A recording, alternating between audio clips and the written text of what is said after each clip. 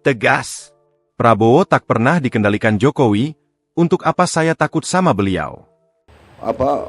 Takut sama Jokowi, Prabowo masih dikendalikan oleh Pak Jokowi? Enggak ada itu. Pak Jokowi itu enggak pernah nitip apa-apa sama saya.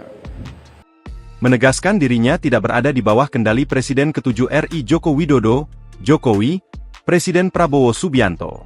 Publik diminta olehnya agar berhenti menyebarkan narasi bahwa ia masih dititipkan atau dikendalikan oleh pendahulunya tersebut. Pada Kamis, 6 November 2025, hal itu disampaikan Prabowo saat meresmikan pabrik petrokimia Lotte Chemical Indonesia di Cilegon, Banten. Mulanya, Prabowo menyatakan, kehadiran proyek itu merupakan bagian dari upaya keberlanjutan pembangunan yang telah dimulai pada era Jokowi. Menurutnya, wajar jika ia tetap menghormati pemimpin sebelumnya. Saya ingatkan masyarakat Indonesia, marilah kita pandai-pandai menghormati jasa-jasa semua tokoh, jasa-jasa semua pemimpin. Pemimpin itu manusia, pemimpin pasti ada kekurangan. Tapi pada esensinya, marilah kita punya rasa keadilan, ujar Prabowo. Prabowo lalu merespons isu yang menyebut dirinya masih berada di bawah bayang-bayang Jokowi. Dia pun membantah tudingan tersebut. Saya bukan Prabowo yang takut sama Jokowi.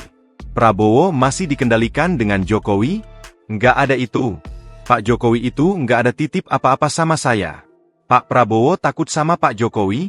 Nggak ada. Untuk apa saya takut sama beliau? Jelasnya.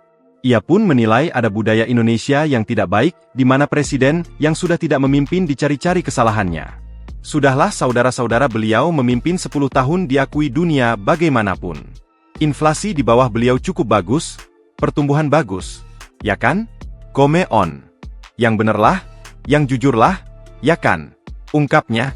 Prabowo juga menegaskan bahwa kerja pemerintahannya akan tetap fokus pada pelayanan publik, pembangunan industri nasional, dan menjaga kepercayaan investor. Ini contoh. Lotte investasi ke kita 65 triliun rupiah. Mereka percaya sama kita. Kita wajib menjaga, kita wajib mengamankan. Karena ini membawa manfaat yang besar bagi kepentingan seluruh rakyat Indonesia, ujarnya. Lebih lanjut, Prabowo juga mengajak publik untuk meninggalkan budaya saling menghina antar pendukung atau tokoh politik. Janganlah kita teruskan budaya hujat-menghujat, ejek-mengejek. Kita harus kerja keras, tandasnya. Artikel ini telah tayang di tribunnews.com dengan judul Prabowo minta publik berhenti sebar narasi dia dikendalikan Jokowi.